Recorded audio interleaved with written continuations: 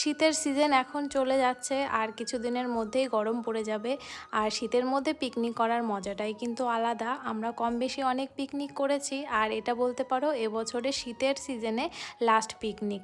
তো এই সন্দীপ ভাইরা এসেছে কিছুদিনের জন্য, ওদের বাড়ি এখানে কিন্তু ওরা কাজের সূত্রে থাকে ইউপিতে। তো বললো চলো সবাই মিলে একটু পিকনিক করা যাক, ওরা কিছুদিন পরেই চলে যাবে। তো ভাই আমাকে যথারীতি খবর দিল, ভাই নিয়েও আসলো, চলে আসলাম বাবার বাড়িতে পিকনিকের উদ্দেশ্যে।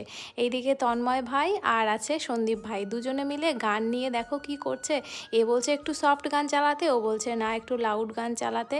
তো এই করছে ওরা দুজন। আর এইদিকেই তিতলি কিন্তু রান্নাবান্নায় ব্যস্ত। দেখো মাংসর কালারটা কত সুন্দর এসেছে, ভালো করে মাংস এখানে কষানো হচ্ছে আর তার মধ্যে দিয়ে দেওয়া হলো টমেটো। মাংস কিন্তু এখনই দেখে লোভ লেগে যাচ্ছে, আর খেতে তো আরও টেস্টি হবেই। এমনি তিতলি খুব ভালোই রান্না করে। আমাদের পিকনিকের বেশি মেনু না, ফ্রাইড রাইস আর